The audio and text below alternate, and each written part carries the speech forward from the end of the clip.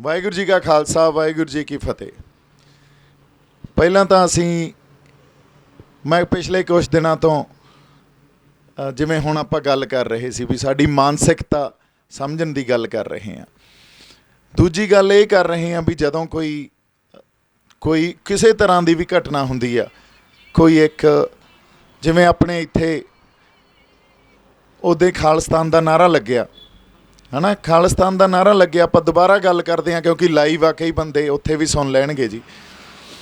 खालिस्तान का नारा लाउणा मैं फिर कहना भी साडा हक आ, असीं खालिस्तान तो पिछे नहीं हटते। असीं किसी भी तरह के संघर्ष के वहण तो, संघर्ष के बड़े वहण बहिंदे आ, बाई इनू साइलेंट ते कर लो, बड़े वहण बहिंदे आ संघर्ष के। संघर्ष का एक वहण वो विहा सी जदों असीं पहलां साडे संत जरनैल सिंह भिंडरां वालियां ने लड़ाई लड़ी। संतां ने जिद्दें तक दरबार साहब ते अटैक नहीं होया उदों तक आनंदपुर साहब दे मते ते पहरा दिता, खुद मुख्तियारी ते पहरा दिता। उन्हां नूं बहुत जोर ला लिया ये कहण ते भी तुसीं खालिस्तान कहो भी चाहुंदे हो। वो कहंदे जी मैं नहीं चाहुंदा, पर जे सरकारां देणगीआं असीं लै लांगे, असीं 47 वाली गलती नहीं करदे। पर हजे असीं यूनीयन दे विच रह के ही देखना। आनंदपुर साहब ते पूरा पहरा दिंदे रहे, जोर ला लिया सरकारां ने, पर संतां ने कदे भी आपदे मूँह चों ये गल नहीं कड्ढी भी असीं खालिस्तान लई लड़ रहे हैं। क्यों? दूरदर्शी सी, समझ सी उन्हां नूं भी साडी लड़ाई हजे की आ। साडी लड़ाई उस टाइम आनंदपुर साहब दे मते च भी खुद मुख्तियारी दी गल सी, आपदे फैसले पंजाब आप कर सके वो हक लैण दी गल सी। ते कल्ले पंजाब नूं नहीं, होरां सूबिआं नूं भी दिओ। अच्छा, ये संघर्ष होया और इस संघर्ष ने आके सानूं पता भी 84 च ब्लू स्टार ऑपरेशन हो गया, दरबार साहब ते अटैक हो गया। तो वो सारा कुछ साडी कौम ने, पंजाब ने हंडाया। सानूं पता सी की कुछ उस उन्हां दिनां च साडे ते बीतिया। फिर साडे खाड़कू ਸਿੰਘਾਂ ने हथियारबंद लड़ाई लड़ी। उस हथियारबंद लड़ाई च बड़ियां शहादतां होईयां, बड़ा खून डुलिया। वो भी संघर्ष आपदी जगह वो भी ठीक सी, मैं कदे भी नहीं ये कहंदा वो गलत संघर्ष सी। उस संघर्ष ने सानू बहुत कुछ दिता, असीं गवाया बहुत कुछ आ, पर जे असीं कहिए प्राप्तियां नहीं होईयां, बहुत प्राप्ति आ उस संघर्ष की। अच्छा, जे वो संघर्ष नहीं लड़िया जाता तो किते ना किते पंजाब दा मिहना रहना सी, क्योंकि ये गल संत आप कह के गए सी भी मैं कौम नूं एक बारी तो प्रतख करा दूंगा भी तुसीं गुलाम हो। उदों बाद कौम लड़ाई आपदी आपे लड़ लूगी। सो फिर कौम ने लड़ाई लड़ी, नहीं तो मिहना रहना सी पंजाब दा भी साडे सिरां साडे गलां च गुलामी पाती ते साडी लड़ाई कौन लड़ रहा। तो उन्होंने वो बंदियां ने लड़ाई लड़ी। सरकारां तां बदनाम ही करदियां हुंदियां, इन्हां दे काम आ भी जिहड़ा इन्हां तो जिहड़ा विके ना उहनूं बदनाम कर दो। सो उस लड़ाई तो बाद सानूं पता जिस वेले संत जरनैल सिंह भिंडरां वाले आनंदपुर साहब दे मते ते पहरा दे रहे सी, साडे पोलीटिकल धिरां ने उत्थे गदारियां कीतियां। कोई पॉलिटिक्स दा उस वेले दी शख्सियत नाल नहीं खड़ी। दो संत सी आनंदपुर साहब या धर्म युद्ध मोर्चे च, संत जरनैल सिंह भिंडरां वाले कहनी ते कथनी दे एक पूरे, दूजे संत लौंगोवाल सानू सब नूं पता रसगुल्ले खा के गदारियां कीतियां, फिर पंथ ने बख्शे थोड़ी आ। हुण इदों बाद आउणे आ जदों साडे खाड़कू ਸਿੰਘਾਂ ने हथियारबंद संघर्ष लड़िया। उस वेले किसी इंटलैक्चुअल वर्ग ने, किसी एलीट ने, किसी पढ़े लिखे बंदे ने उन्हां दा साथ नहीं दिता, किसी लीडर ने उन्हां दा साथ नहीं दिता, गदारियां करते रहे। सो इहदा मतलब आज अच्छा उदों बाद आपां 2005 मूवमेंट खत्म हुई, 2005 तो अज 2020 बैठे हाँ। ਹੁਣ ਤੱਕ 15 ਸਾਲਾਂ 'ਚ ਸੰਘਰਸ਼ ਦੇ ਹੋਰ ਵਹਿਣ ਵਹੇ ਹੋਣੇ ਆ। ਰੀਸੈਂਟ ਤਾਂ ਸਾਡੇ ਕੋਲੇ ਬਰਗਾੜੀ, ਸਰਬੱਤ ਖਾਲਸਾ, ਉਦੋਂ ਪਿੱਛੇ ਦੇਖ ਲਓ ਹੋਰ ਬੜੇ ਮੋਰਚੇ ਲੱਗੇ ਹੋਣੇ ਆ। ਜਾਂ ਨਿਆਂ ਲੈਣ ਖਾਤਰ ਅਸੀਂ ਬੜੀਆਂ ਲੜਾਈਆਂ ਲੜੀਆਂ ਵੀ ਸਾਨੂੰ 84 ਦਾ ਨਿਆਂ ਮਿਲੇ, ਸਾਨੂੰ ਨਵੰਬਰ 84 ਦਾ ਵੀ ਨਿਆਂ ਮਿਲੇ। ਉਦੋਂ ਬਾਅਦ ਖਾਲੜਾ ਸਾਹਿਬ ਵਰਗੀਆਂ ਸ਼ਖਸੀਅਤਾਂ ਸਾਡੇ ਸਾਹਮਣੇ ਆ, ਉਹਨਾਂ ਨੇ ਕੀ ਕੁਛ ਕਰਕੇ ਸਾਡੇ ਸਾਹਮਣੇ ਰੱਖਤਾ, ਪਰ ਕਿਤੇ ਨਿਆਂ ਮਿਲਿਆ? ਅੰਸ਼ਕ ਹੀ ਮਿਲ ਗਿਆ ਹੋਵੇ। ਹਜੇ ਤੱਕ ਸੈਣੀ ਤੋਂ ਉਹਨੂੰ ਕਟਹਿਰੇ 'ਚ ਖੜੇ ਕਰਕੇ ਤੇ ਉਸ ਕੇਸ 'ਚ ਨਿਆਂ ਲੈਣ ਖਾਤਰ ਅਸੀਂ ਲੜ ਰਹੇ ਹਾਂ। ਇਹ ਐਡੀ ਵੱਡੀ ਤਰਾਸਦੀ ਆ ਸਾਡੀ ਕੌਮ ਦੀ। ਇਹ ਤੋਂ ਪਤਾ ਤਾਂ ਇਹ ਲੱਗਦਾ ਵੀ ਅਸੀਂ ਗੁਲਾਮ ਆ। ਗੁਲਾਮਾਂ ਨੂੰ ਨਿਆਂ ਨਹੀਂ ਮਿਲਦੇ ਹੁੰਦੇ, ਗੁਲਾਮਾਂ ਦੀ ਗੱਲ ਨਹੀਂ ਸੁਣੀ ਜਾਂਦੀ, ਗੁਲਾਮਾਂ ਨੂੰ ਹੱਕ ਨਹੀਂ ਮਿਲਦੇ ਹੁੰਦੇ, ਸਾਡੀਆਂ ਮੰਗਾਂ ਨਹੀਂ ਸੁਣੀਆਂ ਜਾਂਦੀਆਂ। ਇਹ ਜਿਵੇਂ ਅਸੀਂ ਦੇਖਦੇ ਹੁੰਦੇ ਸੀ ਨਾ ਨਾਟਕਾਂ 'ਚ, ਵੀ ਇੱਕ ਪਾਸੇ ਗਰੀਬ ਜੀ ਜਨਤਾ ਖੜੀ ਆ ਅਤੇ ਇੱਕ ਬਾਦਸ਼ਾਹ ਆਉਂਦਾ, ਉਹ ਖੁਸ਼ ਆ ਅਤੇ ਇੱਕ ਆਪਦੀ ਮਾਲਾ ਲਾ ਕੇ ਸਿੱਟ ਦਿੰਦਾ ਅਤੇ ਉਹ ਸਾਰੇ ਉਹਨੂੰ ਇਕੱਠੀ ਕਰਨ ਲੱਗ ਜਾਂਦੇ ਆ। ਸਾਡਾ ਉਹ ਹਾਲ ਆ, ਸਾਡੇ ਨਾਲ ਉਹ ਕਰਦੇ ਆ। ਫਿਰ ਅਸੀਂ ਖੁਰਾਕਾਂ ਲੈਣ ਵਾਸਤੇ ਸਾਨੂੰ ਸਾਡੇ ਗੁਰੂਆਂ ਨੇ ਪੈਦਾ ਕੀਤਾ ਜਾਂ ਇੱਕ ਵਿਲੱਖਣਤਾ ਦਿੱਤੀ ਆ ਕਿ ਆਪਦੇ ਹੱਕ ਲੈਣ ਵਾਸਤੇ ਅਸੀਂ ਲੜਦੇ ਹਾਂ। ਅੱਜ ਜਿੱਥੇ ਖੜ੍ਹੇ ਹਾਂ ਇਸ ਗੱਲ ਦੀ ਆਪਾਂ ਜਮਾਂ ਹੀ ਇਹ ਗੱਲ ਨੂੰ ਆਪਾਂ ਪ੍ਰਮਾਣ ਨਹੀਂ ਕਰਦੇ ਵੀ ਹਥਿਆਰਬੰਦ ਸੰਘਰਸ਼ ਲੜਿਆ ਜਾਵੇ। ਅੱਜ ਲੜਾਈ ਆ ਵਿਚਾਰਾਂ ਦੀ, ਅੱਜ ਲੜਾਈ ਆ ਆਈਡੀਓਲੋਜੀ ਦੀ, ਕਿਉਂਕਿ ਸਾਨੂੰ ਵੀ ਆਈਡੀਓਲੋਜੀ ਨਾਲ ਹੀ ਕੱਟ ਰਹੇ ਆ, ਉਹ ਆਈਡੀਓਲੋਜੀ ਨਾਲ ਖ਼ਤਮ ਕਰ ਰਹੇ ਆ। ਹਿੰਦੂਤਵਾਦੀ ਆਈਡੀਓਲੋਜੀ ਆ ਅਤੇ ਆਈਡੀਓਲੋਜੀ ਨਾਲ ਆਈਡੀਓਲੋਜੀ ਲੜਦੀ ਹੁੰਦੀ ਆ। ਅੱਜ ਅਸੀਂ ਦਰਬਾਰ ਸਾਹਿਬ ਨੂੰ ਇਹ ਕਹਿੰਦੇ ਨਾ ਭੁੱਲ ਜਾਓ, ਅੱਗੇ ਵਧੋ। ਕਿਵੇਂ ਭੁੱਲ ਜਾਈਏ? ਕਿਵੇਂ ਨਵੰਬਰ 84 ਨੂੰ ਭੁੱਲ ਜਾਈਏ? ਕਿਵੇਂ ਖਾੜਕੂ ਸੰਘਰਸ਼ ਜਿਹੜਾ ਇੰਨਾ ਖੂਨ ਡੁੱਲਿਆ, ਸ਼ਹਾਦਤਾਂ ਦਿੱਤੀਆਂ, ਉਹਨੂੰ ਭੁੱਲ ਜਾਈਏ?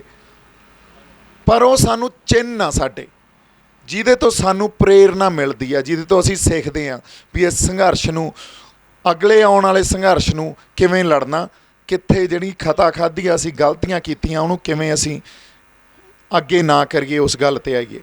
ਅੱਜ ਸ਼ਾਂਤਮਈ ਸੰਘਰਸ਼ ਲੜਿਆ ਜਾ ਰਿਹਾ, ਪੰਜਾਬ ਦੀ ਹੋਂਦ ਦਾ ਸੰਘਰਸ਼ ਲੜਿਆ ਜਾ ਰਿਹਾ। ਜੇ ਕਿਸਾਨ ਯੂਨੀਅਨ ਇਹ ਕਹਿ ਰਹੀਆਂ ਵੀ ਇਹ ਇਕੱਲਾ ਕਿਸਾਨੀ ਦਾ ਅੰਦੋਲਨ ਆ, ਅਤੇ ਮੈਂ ਇੱਕ ਵਾਰੀ ਫੇਰ ਕਹਿਦਾ, ਇਕੱਲਾ ਕਿਸਾਨੀ ਦਾ ਅੰਦੋਲਨ ਨਹੀਂ ਆ। ਇਕੱਲਾ ਵਾਰ ਕਿਸਾਨੀ 'ਤੇ ਨਹੀਂ ਹੋਇਆ, ਵਾਰ ਪੰਜਾਬ ਦੀ ਹੋਂਦ 'ਤੇ ਹੋਇਆ, ਸਾਡੀ ਮਾਂ ਬੋਲੀ 'ਤੇ ਹੋਇਆ, ਸਾਡੇ ਫਲਸਫੇ 'ਤੇ ਹੋਇਆ, ਸਾਡੇ ਇਤਿਹਾਸ 'ਤੇ ਹੋਇਆ। ਇਹ ਗੱਲ ਮੈਂ ਵਾਰ-ਵਾਰ ਦੁਹਰਾ ਰਿਹਾ। ਸਾਡੀ ਵਿਲੱਖਣਤਾ 'ਤੇ ਹੋਇਆ। ਬਾਕੀ ਕਿਉਂ ਨਹੀਂ ਸੂਬੇ ਖੜ੍ਹੇ ਹੋ ਰਹੇ? ਤੁਸੀਂ ਸੋਚੀਏ ਇਹ ਗੱਲ। ਆ 250 ਜਥੇਬੰਦੀਆਂ ਨਾਲ ਕਿਸਾਨਾਂ ਦੀ ਮੀਟਿੰਗ ਸੀ। ਲਿਟਰਲੀ ਉਹਨਾਂ ਨੂੰ ਰਿਕੁਐਸਟ ਕਰਕੇ ਆਏ ਆ ਵੀ ਸਾਡੇ ਨਾਲ ਤੁਰੋ। ਉਹ ਸਰਕਾਰਾਂ ਨਾਲ ਲੜਨ ਨੂੰ ਤਿਆਰ ਹੀ ਨਹੀਂ, ਕਿਉਂਕਿ ਉਹ ਸਿਰਫ ਆਰਥਿਕ ਤੌਰ 'ਤੇ ਇਸ ਬਿੱਲ ਨੂੰ ਸਮਝ ਰਹੇ ਆ। ਸਾਡੇ ਲਈ ਇਹਦਾ ਮਤਲਬ ਇਕੱਲਾ ਆਰਥਿਕ ਨਹੀਂ ਆ, ਵਿਚਾਰਧਾਰਕ ਮਤਲਬ ਵੀ ਆ। ਉਸੇ ਗੱਲ 'ਤੇ ਫੇਰ ਆ ਜਾਂਦੇ ਹਾਂ ਅਸੀਂ। ਜਦੋਂ ਆਪਣੇ ਖਾਲਿਸਤਾਨ ਵਾਲਾ ਨਾਅਰਾ ਲੱਗਿਆ, ਉਦੋਂ ਤੱਕ ਹਰ ਮੋਰਚੇ 'ਚੋਂ ਇਹ ਗੱਲ ਬੋਲੀ ਜਾ ਰਹੀ ਸੀ, ਪੰਜਾਬ ਆਪਦੀ ਹੋਂਦ ਦੀ ਲੜਾਈ ਲੜ ਰਿਹਾ। ਅੱਜ ਪਤਾ ਕੀ ਗੱਲ ਕਰ ਰਹੀ ਹੈ ਇਹ? ਅੱਜ ਵਾਪਸ ਉਸੇ ਗੱਲ 'ਤੇ ਆ ਗਏ ਵੀ ਕਿਸਾਨੀ ਦਾ ਅੰਦੋਲਨ ਆ। ਦੇਖਿਓ, ਅਸੀਂ ਤਾਂ ਪਹਿਲਾਂ ਹੀ ਕਿਹਾ ਸੀ ਸ਼ੰਭੂ ਵਾਲੇ ਤਾਰਪੀਡੋ ਕਰ ਰਹੇ ਆ। ਮੈਂ ਅੱਜ ਇਸ ਗੱਲ 'ਤੇ ਆ ਗਿਆ ਕਿ ਕਹਿੰਦੇ ਆ ਦੀਪ ਸਿੱਧੂ ਦਾ ਨੈਰੇਟਿਵ ਕੀ ਆ? ਦੀਪ ਸਿੱਧੂ ਦਾ ਨੈਰੇਟਿਵ ਇਹ ਆ ਵੀ ਅਸੀਂ ਗੁਲਾਮੀ ਗਲੋਂ ਲਾਉਣੀ ਆ। ਹੁਣ ਕਿਸੇ ਹਿਸਾਬ 'ਚ ਵੀ ਲੜਨਾ ਪੈ ਜੇ ਸਾਨੂੰ, ਅਸੀਂ ਆਪਦੀ ਧਿਰ ਵੀ ਖੜੀ ਕਰਾਂਗੇ, ਅਸੀਂ ਰਾਜਸੀ ਸੰਘਰਸ਼ ਵੀ ਲੜਾਂਗੇ। ਪੰਜਾਬ ਕੋਲੇ ਨਿਰੋਲ ਪੰਜਾਬ ਦੀ ਸਿਆਸਤ ਵੀ ਹੋਊਗੀ। ਪੰਜਾਬ ਸਮਾਜਿਕ ਤੌਰ 'ਤੇ ਵੀ ਲੜਾਈ ਲੜੂਗਾ, ਵਿਚਾਰਧਾਰਕ ਤੌਰ 'ਤੇ ਵੀ ਲੜਾਈ ਲੜੂਗਾ। ਜਿੱਥੇ ਵੀ ਖਤਮ ਹੋਈ, ਫਿਰ ਹੋਰ ਸਾਰੇ ਸੰਘਰਸ਼ਾਂ ਵਾਸਤੇ ਵੀ ਅਸੀਂ ਤਿਆਰ ਹਾਂ, ਜੇ ਸਾਨੂੰ ਧੱਕ ਦਿੱਤਾ ਗਿਆ ਤਾਂ। ਪਰ ਹਜੇ ਜਿੱਥੇ ਅਸੀਂ ਖੜ੍ਹੇ ਹਾਂ, ਹਜੇ ਸਾਡਾ ਸੰਘਰਸ਼ ਜਾਂ ਸਾਡੇ ਸੰਘਰਸ਼ ਦੀ ਸੇਧ ਆ ਜਿਹੜੀ, ਉਹ ਸ਼ਾਂਤਮਈ ਆ। ਔਰ ਉਹ ਉਨੀ ਹੀ ਸ਼ਾਂਤਮਈ ਆ ਜਿੰਨੀ ਸ਼ਾਂਤਮਈ ਸੰਘਰਸ਼ ਜਾਂ ਜਿੰਨੀ ਸ਼ਾਂਤਮਈ ਸ਼ਹੀਦੀ ਸ਼੍ਰੀ ਗੁਰੂ ਅਰਜਨ ਦੇਵ ਸਾਹਿਬ ਨੇ ਦਿੱਤੀ ਸੀ, ਪੰਜਵੇਂ ਪਾਤਸ਼ਾਹ ਨੇ, ਜਿਨ੍ਹਾਂ ਨੂੰ ਆਪਾਂ ਸ਼ਹੀਦਾਂ ਦੇ ਸਰਤਾਜ ਕਹਿੰਦੇ ਆ, ਸਾਡੀ ਸੇਧ ਅੱਜ ਜਿਹੜੀ ਸੰਘਰਸ਼ ਦੀ ਆ ਉਹ ਉਸ ਸ਼ਹੀਦੀ ਤੋਂ ਆ। ਉਨੀ ਸ਼ਾਂਤਮਈ, ਓਨਾ ਸ਼ਾਂਤਮਈ ਸੰਘਰਸ਼ ਲੜ ਰਹੇ ਹਾਂ ਅਸੀਂ। ਹੁਣ ਆ ਜਾਂਦੇ ਆਪਾਂ ਖਾਲਿਸਤਾਨ ਦੇ ਨਾਅਰੇ ਤੇ। ਖਾਲਿਸਤਾਨ ਦਾ ਮੈਂ ਇੱਕ ਵਾਰੀ ਫੇਰ ਕਹਿਣਾ, ਲੈ ਨਾਅਰਾ ਲਾ ਦਿੰਦੇ ਆ ਖਾਲਿਸਤਾਨ ਜਿੰਦਾਬਾਦ। ਇਹ ਕੋਈ ਗੁਨਾਹ ਥੋੜ੍ਹੀ ਹੋ ਗਿਆ, ਮੈਂ ਕਹਿੰਦਾ ਲਾਈਏ। ਪਰ ਜਿਹੜੀ ਥਾਂ ਤੇ ਆਪਾਂ ਖੜੇ ਆ ਨਾ ਅੱਜ, ਜਿੱਥੇ ਆਪਾਂ ਅੱਜ ਸੰਘਰਸ਼ ਲੜ ਰਹੇ ਹਾਂ, ਜੇ ਇਹਨੂੰ ਕਿਸੇ ਹੋਰ ਪਾਸੇ ਵੱਲ ਲੈ ਕੇ ਜਾਣਾ, ਧੱਕਣਾ, ਇੱਕ ਕਾਰਨਰ 'ਚ ਅਸੀਂ ਆਪਦੇ ਆਪ ਨੂੰ ਲੈ ਕੇ ਜਾਣਾ, ਤਾਂ ਇਹ ਨਾਅਰੇ ਲਾਉਣ ਲੱਗ ਜਾਂਦੇ ਹਾਂ। ਪਰ ਜੇ ਅਸੀਂ ਆਪਦੇ ਨਾਲ ਹੋਰ ਵਰਗਾਂ ਨੂੰ ਵੀ ਤੋਰਨਾ, ਉਹਨਾਂ ਸਾਰੇ ਬੰਦਿਆਂ ਨੂੰ ਤੋਰਨਾ ਜਿਨ੍ਹਾਂ ਦੀ ਮਾਨਸਿਕਤਾ 'ਚ ਡਰ ਬਿਠਾ ਦਿੱਤਾ ਗਿਆ, ਜਿਨ੍ਹਾਂ ਦੀ ਮਾਨਸਿਕਤਾ ਉਹ ਆਪਦੇ ਕਿਰਦਾਰਾਂ ਤੋਂ ਪਾਸੇ ਹੋਏ ਫਿਰਦੇ ਆ। ਕਿਰਦਾਰ ਕੀ ਸੀ? ਨਿਰਭਉ ਤੇ ਨਿਰਵੈਰ। ਮੈਨੂੰ ਇੱਕ ਬੰਦਾ ਦਿਖਾ ਦਿਓ ਪੰਜਾਬ 'ਚ ਜਿਹੜਾ ਨਿਰਭਉ ਹੋਵੇ ਤੇ ਨਿਰਵੈਰ ਹੋਵੇ। ਜੇ ਨਿਰਵੈਰ ਹੁੰਦੇ ਤਾਂ ਜਿਹੜੀ ਗੱਲ ਇੱਥੇ ਹੋਈ ਸੀ, ਮੈਂ ਤਾਂ ਕਿਸੇ ਨੂੰ ਨਹੀਂ ਰੋਕਿਆ ਖਾਲਿਸਤਾਨ ਦਾ ਨਾਅਰਾ ਲਾਉਣ ਤੋਂ, ਪਰ ਕਿਸੇ ਹੋਰ ਬੰਦੇ ਨੇ ਰਿਐਕਸ਼ਨ ਕਰਤਾ। ਤੇ ਜੇ ਨਿਰਵੈਰ ਹੁੰਦੇ ਫਿਰ ਵੈਰ ਨਹੀਂ ਕੱਢਣਾ ਸੀ, ਫਿਰ ਉਹਨਾਂ ਨੇ ਸੰਵਾਦ ਕਰਨਾ ਸੀ, ਉਹਨਾਂ ਨੇ ਗੱਲਾਂ ਪੁੱਛਣੀਆਂ ਸੀ, ਫਿਰ ਮਨਮੱਤ ਨਹੀਂ ਹੋਣੀ ਸੀ, ਗੁਰਮੱਤ ਹੋਣੀ ਸੀ। ਗੁਰਮੱਤ 'ਚ ਤਾਂ ਸੰਵਾਦ ਹੁੰਦਾ, ਗੁਰਮੱਤ 'ਚ ਤੋਹਮਤਾਂ ਨਹੀਂ ਲੱਗਦੀਆਂ ਹੁੰਦੀਆਂ। ਤੋਹਮਤਾਂ ਤਾਂ ਮਨਮੱਤ ਲਾਉਂਦੀ ਆ। ਫਿਰ ਮੇਰੇ ਤੋਂ ਸਵਾਲ ਕਰਦੇ, ਬਾਈ ਆਹ ਕੀ ਗੱਲ, ਤੁਸੀਂ ਤਾਂ ਸਰਕਾਰਾਂ ਤੇ ਤੁਹਾਡੇ 'ਚ ਫਰਕ ਕੀ ਰਹਿ ਗਿਆ? ਜਿਵੇਂ ਸਰਕਾਰਾਂ ਬਿਹੇਵ ਕਰਦੀਆਂ ਉਵੇਂ ਤੁਸੀਂ ਬਿਹੇਵ ਕਰੀ ਜਾਂਦੇ ਹੋ, ਫਿਰ ਤਾਂ ਕੋਈ ਫਰਕ ਹੀ ਨਹੀਂ ਰਹਿ ਗਿਆ ਤੁਹਾਡੇ ਤੇ ਸਰਕਾਰਾਂ 'ਚ। ਔਰ ਗੱਲ ਕੀ ਆ, ਹੁਣ ਸਾਨੂੰ ਆ ਖੜੇ ਆ ਸਾਹਮਣੇ ਆਪਣੇ ਇੰਸਪੈਕਟਰ ਸਾਹਿਬ, CID ਵਾਸਤੇ ਖੜੇ ਆ ਜਾਂ ਵੈਸੇ ਅਮਨ ਅਮਾਨ ਬਣਾਉਣ ਵਾਸਤੇ ਖੜੇ ਆ। ਸਾਡੇ ਤੋਂ ਕੀ CID ਲੈ ਲੈਣਗੇ? ਜੋ ਅੰਦਰ ਆ ਉਹੀ ਬਾਹਰ ਆ।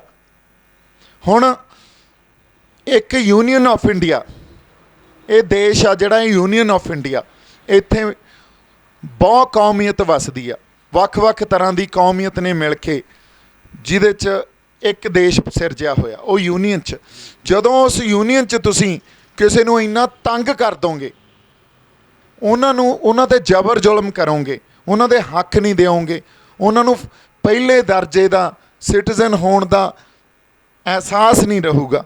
ਦੇਖੋ ਕਿਸੇ ਦੇਸ਼ ਨਾਲ ਬੰਦਾ ਕਦੋਂ ਜੁੜਿਆ ਹੁੰਦਾ, ਇੱਕ ਸੈਂਸ ਆਫ ਬਿਲੋਂਗਿੰਗ ਹੁੰਦੀ ਹੈ ਅੰਦਰ।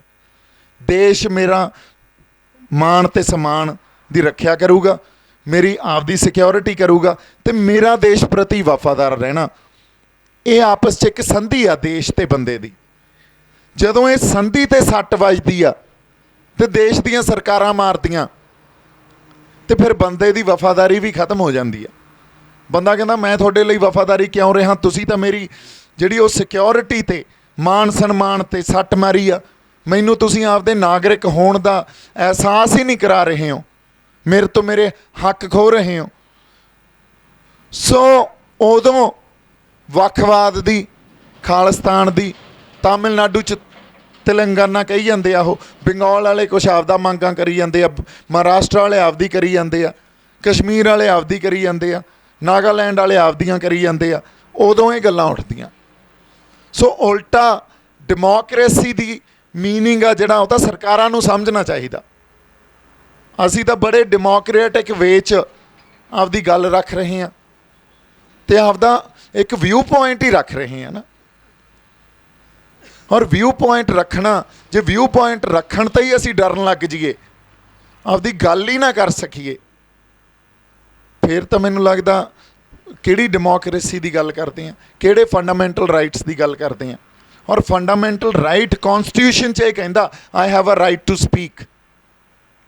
ਸੰਵਿਧਾਨ ਦਿੰਦਾ ਸਰ ਰਾਈਟ ਟੂ ਸਪੀਕ, ਤੁਸੀਂ ਤਾਂ ਪੜ੍ਹਿਆ ਹੋਊਗਾ ਸਰ। ਸੋ ਜੇ ਸੰਵਿਧਾਨ 'ਚ ਸਾਡੇ ਕੋਲ ਰਾਈਟ ਆ ਬੋਲਣ ਦਾ, ਅਤੇ ਸਾਡੇ ਬੋਲਣ ਤੋਂ ਗੁਨਾਹ ਹੋਣਾ ਅਤੇ ਉਹਦੇ ਬਣਾ 'ਤੇ ਕਿਸੇ ਨੂੰ ਜੇਲ੍ਹ 'ਚ ਧੱਕ ਦਿੱਤਾ ਜਾਣਾ, ਫਿਰ ਇਦੋਂ ਵੱਡਾ ਇਹ ਤੁਸੀਂ ਬੰਦ ਕਰਤਾ। ਅੱਛਾ ਹਾਂਜੀ, ਉਦੋਂ ਵੱਡਾ ਅਸੀਂ ਕਹਿ ਲਈਏ ਵੀ ਜਿਹੜਾ ਸੈਂਸ ਆਫ ਬਿਲੋਂਗਿੰਗ ਨੂੰ ਲੈ ਕੇ ਜਾਣਾ, ਇਸ ਦੇਸ਼ ਨਾਲ ਸਾਡੀ ਸੈਂਸ ਆਫ ਬਿਲੋਂਗਿੰਗ ਨੂੰ ਲੈ ਕੇ ਜਾਣਾ, ਸਾਡੇ ਜਿਹੜੇ ਅਸੀਂ ਮੂਲ ਅਧਿਕਾਰ ਆ ਉਹਨਾਂ ਨੂੰ ਹੀ ਇੰਨੇ ਐਡੇ ਵੱਡੇ ਤੌਰ 'ਤੇ ਤੁਸੀਂ ਸਾਡੇ ਤੋਂ ਲੈ ਜਾਣਾ, ਫਿਰ ਸਾਡੇ ਕੋਲੇ ਤੁਹਾਡੀ ਵਫਾਦਾਰੀ ਕਾਹਦੀ ਰਹਿ ਗਈ। ਜਿੱਦਾਂ ਅੱਜ ਦੇਖੋ, ਅੱਜ ਅਸੀਂ ਜਿਹੜੇ ਦਿਨ 'ਤੇ ਬੈਠੇ ਹਾਂ, ਇਹ ਉਹ ਦਿਨ ਆ ਜਿੱਦਾਂ ਇੰਦਰਾ ਗਾਂਧੀ ਨੂੰ ਗੋਲੀਆਂ ਮਾਰੀਆਂ ਸੀ ਸਤਵੰਤ ਤੇ ਬੇਅੰਤ ਨੇ। ਹੁਣ ਪੂਰੀ ਗੱਲ ਨੂੰ ਸਮਝਦੇ ਹਾਂ, ਵਰਤਾਰਾ ਕੀ ਸੀ। ਇੱਕ ਉਸ ਵੇਲੇ ਦੀ ਸਰਕਾਰ ਨੇ, ਜਿਹਨੇ ਸਾਡੀ ਜਾਨ ਮਾਲ ਦੀ ਰੱਖਿਆ ਕਰਨੀ ਸੀ, ਸਾਡੀ ਕੌਮੀਅਤ ਦੀ ਰੱਖਿਆ ਕਰਨੀ ਸੀ, ਸਾਡੇ ਲਈ ਇੱਕ ਸਾਰਥਕ ਸਮਾਜ ਸਿਰਜਣਾ ਸੀ ਜਿਹਦੇ 'ਚ ਸਾਨੂੰ ਵਿਤਕਰਾ ਨਾ ਮਹਿਸੂਸ ਹੋਵੇ, ਅਸੀਂ ਫਸਟ ਗ੍ਰੇਡ ਸਿਟੀਜ਼ਨ, ਪਹਿਲੇ ਦਰਜੇ ਦੇ ਸ਼ਹਿਰੀ ਆਪਦੇ ਆਪ ਨੂੰ ਮਹਿਸੂਸ ਕਰ ਸਕੀਏ। ਇਹ ਸਭ ਕੁਛ ਤਾਂ ਕੀ ਕਰਨਾ ਸੀ। ਸਾਡੇ ਉਸ ਪਵਿੱਤਰ ਜਗ੍ਹਾ 'ਤੇ ਜਿੱਥੋਂ ਸਾਨੂੰ ਜਿਹੜਾ ਸਾਡੀ ਆਤਮਿਕ ਸੋਮਾ ਜਿੱਥੋਂ ਮਿਲਦਾ ਉਹਦਾ ਪ੍ਰਤੀਕ ਆ, ਉੱਥੇ ਹਮਲਾ ਕਰਤਾ। ਕੱਲਾ ਹਮਲਾ ਹੀ ਨਹੀਂ ਕੀਤਾ, ਜਿਹੜੀ ਸੰਗਤ ਵੀ ਆਈ ਹੋਈ ਸੀ ਉੱਥੇ ਉਹਨਾਂ ਨੂੰ ਵੀ ਬਾਹਰ ਨਹੀਂ ਨਿਕਲਣ ਦਿੱਤਾ, ਉਹਨਾਂ ਨੂੰ ਵੀ ਵਿੱਚ ਮਾਰੇ। ਉਹ ਫੌਜ ਚੜ੍ਹ ਕੇ ਆ ਗਈ, ਅਥਰੂ ਗੈਸ ਦੇ ਗੋਲੇ, ਟੈਂਕ, ਮਸ਼ੀਨ ਗੰਨਾਂ, ਈਵਨ ਹੈਲੀਕਾਪਟਰ ਖੜਾ ਕੇ ਉੱਥੋਂ ਫਾਇਰਿੰਗ ਹੋ ਰਹੀ ਆ। ਸੋ ਤੁਸੀਂ ਆਪਾਂ ਸੋਚ ਸਕਦੇ ਹਾਂ ਵੀ ਉੱਥੇ ਐਡੀ ਵੱਡੀ ਸਾਜ਼ਿਸ਼ ਅਧੀਨ ਤੁਸੀਂ ਆ ਕੇ ਹਮਲਾ ਕਰਦੇ ਹੋ, ਉਹਦੇ ਪਿੱਛੇ ਵਿਚਾਰਧਾਰਾ ਕੀ ਪਈ ਆ। ਵਿਚਾਰਧਾਰਾ ਇਹ ਪਈ ਆ ਵੀ ਇਹਨਾਂ ਨੂੰ ਜੜੋਂ ਪੱਟੋ। ਜਦੋਂ ਜੜੋਂ ਪੱਟੋ ਦੀ ਗੱਲ ਆ, ਅੱਛਾ ਇਹ ਗੱਲ ਅਬਦਾਲੀ ਨੇ ਸਮਝ ਲਈ ਸੀ ਵੀ ਇਸ ਕੌਮ ਨੂੰ ਚਿੰਨ੍ਹ ਨਾ ਦਿਓ। ਜਦੋਂ ਇਹਨਾਂ ਨੂੰ ਚਿੰਨ੍ਹ ਜਾਂ ਸਿੰਬਲ ਦੇ ਤੇ, ਇਹਨਾਂ 'ਚ ਸੋਵਰਨਿਟੀ ਆ ਜਿਹੜੀ ਉਹ ਐਡੀ ਸਟਰੋਂਗ ਆ, ਇਹਨਾਂ ਨੇ ਫੇਰ ਉੱਠ ਖੜਨਾ। ਅੱਛਾ, ਔਰ ਇਹ ਗੱਲ ਅੰਗਰੇਜ਼ਾਂ ਨੇ ਵੀ ਸਮਝ ਲਈ ਸੀ। ਅੰਗਰੇਜ਼ ਹਿੰਦੁਸਤਾਨ 'ਚ ਹਰ ਧਰਮ ਨੂੰ ਉਹਨਾਂ ਦੇ ਅਨੁਸਾਰ ਚਲਾਉਣ ਦੀ ਖੁੱਲ੍ਹ ਸੀ, ਇਕੱਲੇ ਸਿੱਖ ਧਰਮ ਨੂੰ ਨਹੀਂ ਸੀ। ਸਾਡੇ 'ਤੇ ਪੂਰੀ ਨਿਗਾਹ ਹੁੰਦੀ ਸੀ, ਮਹਾਨਤਾ ਦੇ ਥਰੂ ਸਾਡੇ ਸਿੱਖ ਧਰਮ ਨੂੰ ਕੰਟਰੋਲ ਕਰਕੇ ਰੱਖਿਆ ਹੋਇਆ ਸੀ। ਤਾਂ ਹੀ ਤਾਂ ਉਸ ਵੇਲੇ ਗੁਰਦੁਆਰਾ ਸੁਧਾਰ ਲਹਿਰ ਚੱਲੀ, ਮੋਰਚੇ ਲੱਗੇ, ਹੈ ਨਾ। ਸੋ ਨਨਕਾਣਾ ਸਾਹਿਬ ਜਿਹੜਾ ਸਾਕਾ ਹੋਇਆ, ਹਾਂ ਬਾਬਾ ਦਿੱਤ ਸਿੰਘ ਜੀ। ਸੋ ਇਹ ਗੱਲ ਇਹਨਾਂ ਦੇ ਸਮਝ 'ਚ ਨਹੀਂ ਆਈ। ਇਹ ਅੱਜ ਸਾਨੂੰ ਕਿਉਂ ਕਹਿੰਦੇ ਆ ਭੁੱਲ ਜਾਓ 84 ਨੂੰ, ਕਿਉਂਕਿ ਇਹਨਾਂ ਨੂੰ ਪਤਾ ਇਹਨਾਂ ਨੇ ਚਿੰਨ੍ਹ ਦੇਤਾ ਇੱਕ ਬਹੁਤ ਵੱਡਾ। ਨਵੰਬਰ 84 ਬਹੁਤ ਵੱਡਾ ਚਿੰਨ੍ਹ ਦੇਤਾ। ਵਾਰ-ਵਾਰ ਜਦੋਂ ਸਾਡੇ 'ਤੇ ਜ਼ੁਲਮ ਜ਼ਬਰ ਹੋਊਗਾ, ਸਾਡੇ ਅੰਦਰ ਉੱਠਦੀ ਰਹੂਗੀ ਗੱਲ, ਪਰ ਉੱਥੋਂ ਸਿੱਖਣ ਦੀ ਜ਼ਰੂਰਤ ਆ। ਅਸੀਂ ਸਿੱਖਿਆ ਕੀ ਆ? ਅਸੀਂ ਖਤਾ ਕਿੱਥੇ ਖਾਧੀ? ਅਸੀਂ ਸਿੱਖਿਆ ਹੀ ਨਹੀਂ ਕਦੇ। ਉਹਨਾਂ ਵਰਤਾਰਿਆਂ ਤੋਂ ਸਿੱਖ ਕੇ ਤਾਂ ਚੱਲੇ ਹੀ ਨਹੀਂ। ਕਿਉਂ ਨਹੀਂ? ਜੇ ਸਿੱਖਿਆ ਹੁੰਦਾ ਫਿਰ ਤੁਹਾਨੂੰ ਲੱਗਦਾ ਵੀ ਇੰਨੀਆਂ ਜਥੇਬੰਦੀਆਂ ਹੋਣੀਆਂ ਸੀ, ਇੰਨੇ ਵਿਚਾਰ ਹੋਣੇ ਸੀ? ਕੋਈ ਗੁਰਮਤ ਵਾਲੀ ਤਾਂ ਗੱਲ ਹੀ ਨਹੀਂ ਕਰਦਾ। ਪਹਿਲਾਂ ਬੰਦੇ ਇਕੱਠੇ ਹੋ ਜਾਂਦੇ ਆ, ਇੱਕ ਜਥੇਬੰਦੀ ਬਣਾ ਲੈਂਦੇ ਆ, ਵਿਚਾਰਾਂ 'ਤੇ ਬਾਅਦ 'ਚ ਬੈਠਦੇ ਆ। ਵਿਚਾਰਾਂ 'ਤੇ ਪਹਿਲਾਂ ਬਹਿਣਾ ਚਾਹੀਦਾ, ਫਿਰ ਜਥੇਬੰਦੀ ਬਣਨੀ ਚਾਹੀਦੀ ਆ। ਅਸੀਂ ਤਾਂ ਉਲਟਾ ਚੱਲਣ ਲੱਗ ਗਏ। ਕਦੇ ਉਹ ਚਿੰਨ੍ਹਾਂ ਤੋਂ ਤਾਂ ਕੁਛ ਸਿੱਖਿਆ ਹੀ ਨਹੀਂ ਅਸੀਂ। ਵਾਪਸ ਗੱਲ ਅਸੀਂ ਆ ਰਹੇ ਹਾਂ ਉਸ ਗੱਲ 'ਤੇ। ਹੁਣ ਜਿਹੜੀ ਆਪਾਂ ਗੱਲ ਕਰ ਰਹੇ ਸੀ, ਖਾਲਿਸਤਾਨ ਦਾ ਨਾਅਰਾ ਲੱਗਿਆ, ਜਿਵੇਂ ਰਿਐਕਟ ਹੋਇਆ, ਜਿਵੇਂ ਤੌਹਮਤਾਂ ਲੱਗੀਆਂ, ਲਾਹਨਤਾਂ ਪਾਈਆਂ ਗਈਆਂ ਵੀ ਤੁਹਾਡੇ ਤੇ ਸਰਕਾਰ 'ਚ ਫਰਕ ਕੀ ਰਹਿ ਗਿਆ। ਮੈਂ ਤਾਂ ਆਪ ਮੰਨਦਾ, ਮੈਂ ਤਾਂ ਆਪ ਇਸ ਗੱਲ 'ਤੇ ਹੈਰਾਨ ਹਾਂ ਵੀ ਇਸ ਮੰਚ 'ਤੇ ਜਿਹੜੀ ਆਪਾਂ ਗੱਲ ਕਰ ਰਹੇ ਹਾਂ, ਫਿਰ ਉਹ ਤਾਂ ਦਿਖਾਵਾ ਲੱਗਣ ਲੱਗ ਜੂਗੀ। ਸਰਕਾਰ ਵੀ ਐਂ ਕਰਦੀ ਆ ਅਤੇ ਆਪਾਂ ਵੀ ਉਵੇਂ ਹੀ ਕਰ ਰਹੇ ਹਾਂ, ਫਿਰ ਫਰਕ ਕੀ ਰਹਿ ਗਿਆ? ਪਰ ਇਸ ਗੱਲ 'ਤੇ ਤਾਂ ਵਿਚਾਰ ਹੋਣੀ ਚਾਹੀਦੀ ਸੀ ਨਾ। ਇਹ ਗੱਲ ਨੂੰ, ਇਹ ਵਰਤਾਰੇ ਨੂੰ ਸਮਝਣਾ ਚਾਹੀਦਾ ਸੀ ਨਾ। ਹੋਇਆ ਕਿਉਂ? ਅਸੀਂ ਤਾਂ ਫੇਰ ਨਿਖੜ ਕੇ ਬਹਿ ਗਏ, ਇੱਕ ਦੂਜੇ ਦੀਆਂ ਲੱਤਾਂ ਖਿੱਚਣ ਲੱਗ ਗਏ। ਸੋ ਮੈਨੂੰ ਐਂ ਲੱਗਦਾ ਸਾਡੇ ਅੰਦਰ ਨਾ ਇੱਕ ਦੂਜੇ ਦੇ ਵਿਚਾਰਾਂ ਨੂੰ ਸਮਝਣ ਦੀ ਜਾਂ ਉਹ ਮਾਨਸਿਕਤਾ ਅੱਜ ਮੈਂ ਕੁਝ ਕਹਿਣ ਲੱਗ ਜਾਂਦਾ, ਮੈਂ ਐਂ ਕਹਿੰਦਾ ਵੀ ਆਹ ਸਾਰੇ ਬੰਦੇ ਮੇਰੀਆਂ ਗੱਲਾਂ ਮੰਨਣ, ਜਿਹੜਾ ਨਹੀਂ ਮੰਨਦਾ ਉਹ ਵਿਰੋਧੀ ਹੋ ਗਿਆ ਮੇਰਾ। ਇਸ ਲੈਵਲ ਤੱਕ ਪਹੁੰਚ ਜਾਂਦੇ ਆ। ਅੱਛਾ, ਜਿਹੜਾ ਨਹੀਂ ਮੰਨਦਾ ਉਹਨੇ ਜੇ ਆਪਦੀ ਗੱਲ ਕਹੀ ਤੇ ਜੇ ਇਹ ਮਾਨਸਿਕਤਾ ਹੋਊ, ਉਹਨੂੰ ਵਿਰੋਧੀ ਮੰਨ ਕੇ ਮੇਰੇ 'ਚ ਤਲਖੀ ਆਉਣੀ ਸੁਭਾਵਿਕ ਆ, ਮੇਰੇ 'ਚ ਕਠੋਰਤਾ ਆਉਣੀ, ਮੇਰੀ ਭਾਸ਼ਾ 'ਤੇ ਕੰਟਰੋਲ ਨਹੀਂ ਰਹਿਣਾ, ਇਹ ਵੀ ਗੱਲ ਸੁਭਾਵਿਕ ਆ। ਸੋ ਇਹ ਜਿਹੜੀ ਮਾਨਸਿਕਤਾ ਮੈਂ ਪਿਛਲੇ 4-5 ਦਿਨਾਂ 'ਚ ਸਮਝੀ ਹੈ ਨਾ, ਸਾਨੂੰ ਆਪਦੇ ਕਿਰਦਾਰਾਂ 'ਤੇ ਵੀ ਕੰਮ ਕਰਨਾ ਪਊਗਾ। ਸਾਡੇ ਸਮਾਜਿਕ ਬਣਤਰ 'ਤੇ,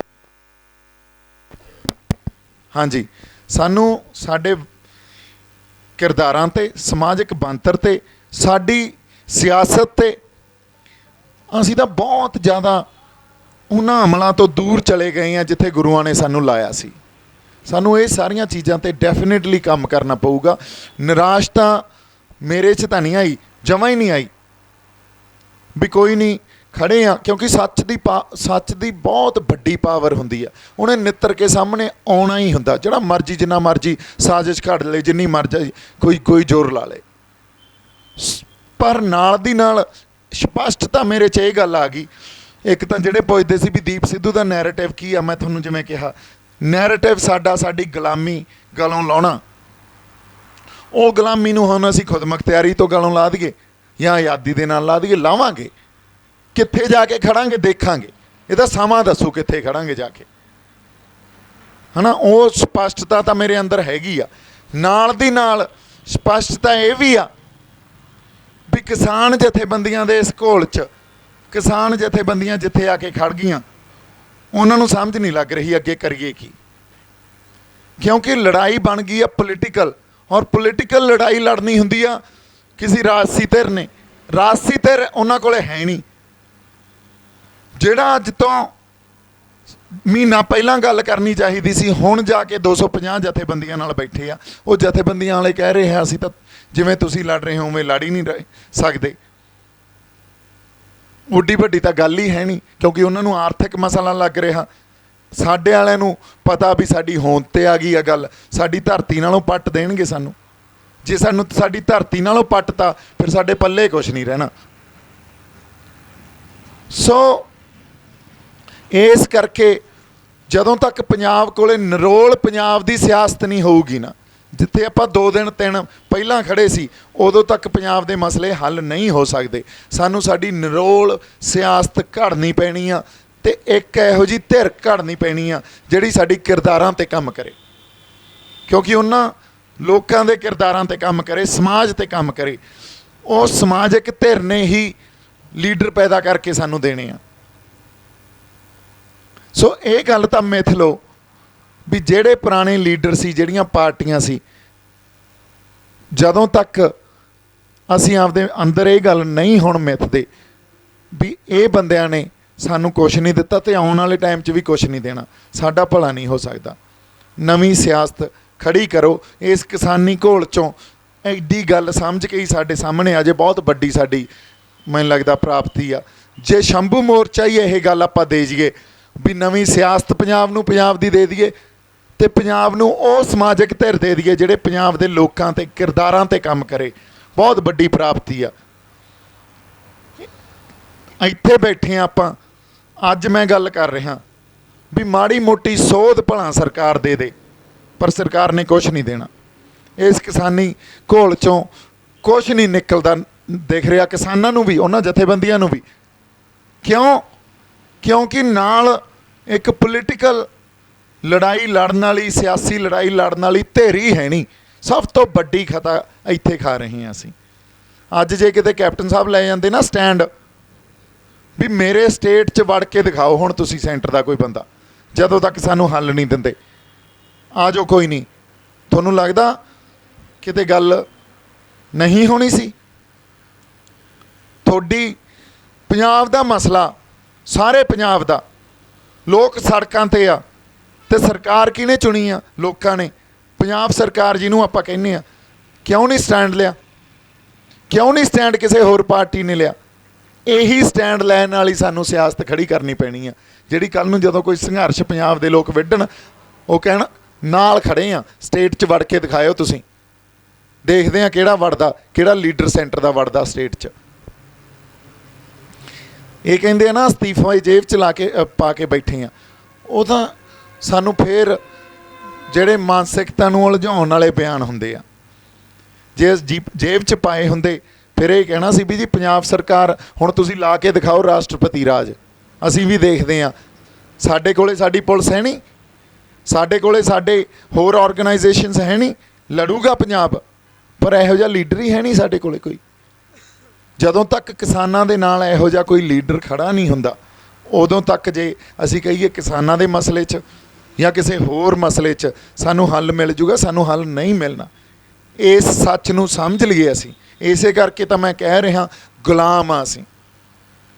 ਗੁਲਾਮਾਂ ਨੂੰ ਉਹਨਾਂ ਦੇ ਹੱਕ ਨਹੀਂ ਮਿਲਦੇ ਹੁੰਦੇ, ਗੁਲਾਮਾਂ ਨੂੰ ਦੀਆਂ ਮੰਗਾਂ ਨਹੀਂ ਮੰਨੀਆਂ ਜਾਂਦੀਆਂ ਹੁੰਦੀਆਂ, ਉਹਨਾਂ 'ਤੇ ਮਾਲਾ ਸਿੱਟੀ ਜਾਂਦੀਆਂ ਇੱਕ ਅਤੇ ਤੇ ਉਹਦੇ 'ਚ ਮੋਤੀ ਜੇ ਵੰਡ ਕੇ ਆਪਦੀਆਂ ਜੇਬ 'ਚ ਪਾ ਕੇ ਉਹ ਘਰਾਂ ਨੂੰ ਤੁਰ ਜਾਂਦੇ ਆ। ਹੁਣ ਇਹ ਅਸੀਂ ਡਿਸਾਈਡ ਕਰ ਲਈਏ ਵੀ ਅਸੀਂ ਖੁਰਾਕਾਂ ਲੈਣੀਆਂ ਕਿ ਹੱਕ ਲੈਣੇ ਆ। ਜੇ ਹੱਕ ਲੈਣੇ ਆ ਤਾਂ ਫਿਰ ਲੜਾਈ ਲੜੋ, ਆ ਜਾਓ ਫਿਰ ਮੈਦਾਨ 'ਚ। ਅਤੇ ਜਿਹੜੀ ਗੱਲ ਆ, ਗੱਲ ਹੁਣ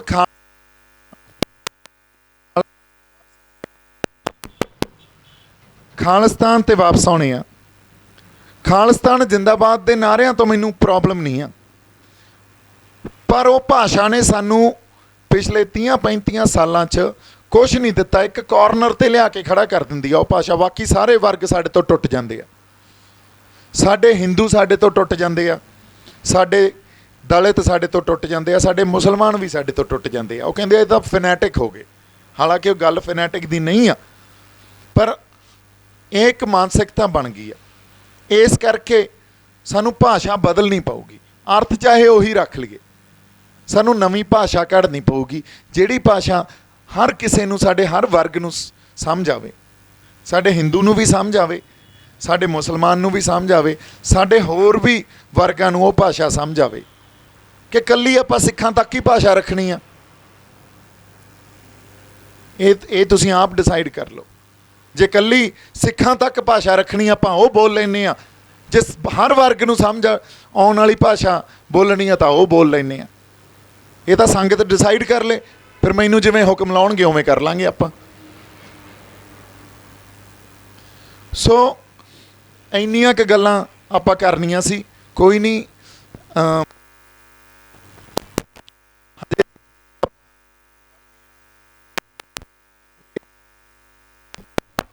ਹਾਂਜੀ, ਜਿੱਥੇ ਖੜ੍ਹ ਗਏ ਆ ਕੇ ਕਈ ਵਾਰੀ ਚੜ੍ਹਦੇ ਇੱਕ ਸੈੱਟਬੈਕ ਜਿਹਾ ਲੱਗਦਾ ਹੁੰਦਾ, ਪਰ ਉਹ ਸੈੱਟਬੈਕ ਸੁਭਾਵਿਕ ਹੀ ਹੈ, ਲੱਗਦੇ ਹੀ ਹੁੰਦੇ ਆ, ਕਿਸੇ ਵੀ ਸੰਘਰਸ਼ 'ਚ ਲੱਗਦੇ ਹੀ ਹੁੰਦੇ ਆ। ਹੁਣ ਆਪਾਂ ਤੁਸੀਂ ਅੱਜ ਅੰਮ੍ਰਿਤਸਰ ਦੀ ਸੰਗਤ ਆਈ ਆ, ਕਿਤੋਂ ਹੋਰ ਵੀ ਜਿਹੜੇ ਜੰਡਿਆਲਾ ਗੁਰੂ ਤੋਂ ਆਏ ਆ, ਤੁਸੀਂ ਆਪਦੇ ਉੱਥੇ ਜਾ ਕੇ ਖੜ੍ਹੇ ਕਰੋ ਬੰਦੇ, ਐਟਲੀਸਟ ਬੋਲਣ ਵਾਲੀਆਂ ਰੂਹਾਂ ਤਾਂ ਖੜੀਆਂ ਕਰੋ ਜਿਹੜੇ ਆਵਾਜ਼ ਬੁਲੰਦ ਕਰਨ। ਆਪਾਂ ਆਪਦੇ ਵਰਗੇ 100 ਬੰਦਾ ਵੀ ਦੇ ਗਏ ਪੰਜਾਬ ਨੂੰ, ਸਾਡੀ ਬਹੁਤ ਵੱਡੀ ਪ੍ਰਾਪਤੀ ਆ। ਸੱਚ ਤਾਂ ਭੁੱਲ ਗਏ, ਗੱਲ ਤਾਂ ਇਕੱਲੇ ਸੱਚ ਦੀ ਹੈ ਨਾ। ਆਪਾਂ ਤਾਂ ਇਹ ਨਹੀਂ ਕਹਿ ਰਹੇ ਤੁਸੀਂ ਆਓ ਜੀ ਹਥਿਆਰਬੰਦ ਲੜਾਈ ਲੜੋ, ਨਹੀਂ, ਸ਼ਾਂਤਮਈ ਢੰਗ ਨਾਲ ਲੜਾਈ ਲੜ ਰਹੇ ਹਾਂ। ਸੱਚ ਬੋਲੋ। ਜੇ ਅਸੀਂ ਸੱਚ ਬੋਲਣ ਵਾਲੀਆਂ ਰੂਹਾਂ ਹੀ ਦੇ ਗਏ 100-200 ਬੰਦਾ, ਬਹੁਤ ਵੱਡੀ ਪ੍ਰਾਪਤੀ ਹੈ ਆਪਣੀ। ਔਰ ਮੈਂ ਇੱਕ ਵਾਰੀ ਫੇਰ ਕਹਿਣਾ, ਜਿੱਡੀ ਵੱਡੀ ਸ਼ਕਤੀ ਸੱਚ ਦੀ ਆ, ਓਡੀ ਸ਼ਕਤੀ ਜਿੱਡਾ ਮਰਜ਼ੀ ਕੋਈ ਤਗੜੀ ਸਰਕਾਰ ਹੋਵੇ, ਕੋਈ ਹੋਰ ਧਿਰ ਹੋਵੇ, ਕੋਈ ਵਿਚਾਰਧਾਰਾ ਹੋਵੇ, ਜੇ ਉਹਦੇ ਕੋਲੇ ਸੱਚ ਹੈ ਨਹੀਂ ਪਿੱਛੇ, ਤਾਂ ਉਹਨੇ ਨਹੀਂ ਚੱਲਣਾ ਬਾਹਲੀ ਦੇਰ, ਉਹ ਡਿੱਗ ਹੀ ਪੈਣਾ।